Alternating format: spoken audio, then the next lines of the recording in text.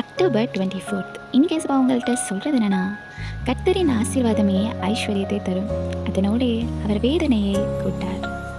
இந்த உலகத்தில் ஆசீர்வாதமான ஒரு வாழ்க்கையை வாழ்கிறதுக்காக மனுஷங்க எல்லாம் பணம், வெற்றி, புகழ், ஆஸ்தி, அந்தஸ்தை தேடி ஓடிக்கிட்டே இருக்கிறாங்க. இதெல்லாம் தான் நம்முடைய பார்வைக்கு பெரிய ஆசீர்வாதங்களைப் போல தோன்றலாம். ஆனால் அந்த உண்மையே இல்லை. கடவுள்கிட்ட இருந்து பெற்றுக்கொள்கிற ஆசீர்வாதம் மட்டும்தான் ஐஸ்வர்யத்தை தரும்.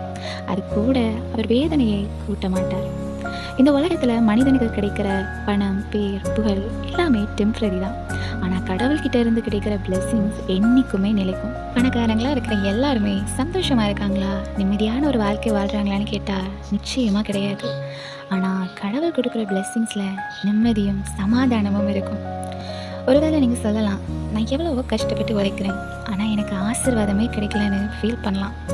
சில நேரத்தில் கடவுள் நம்ம ஆசீர்வாதங்களை தாமதப்படுத்துவார். அது உங்களை தண்டிக்க இல்லை, உங்களை ஆயத்தப்படுத்தி சிறந்ததாய் கொடுப்பதற்கு தான். ஸோ கரெக்ட் டைம் வரும்போது உங்களுக்கான ஆசீர்வாதமும் உங்களை தேடி கரெக்டாக வரும்.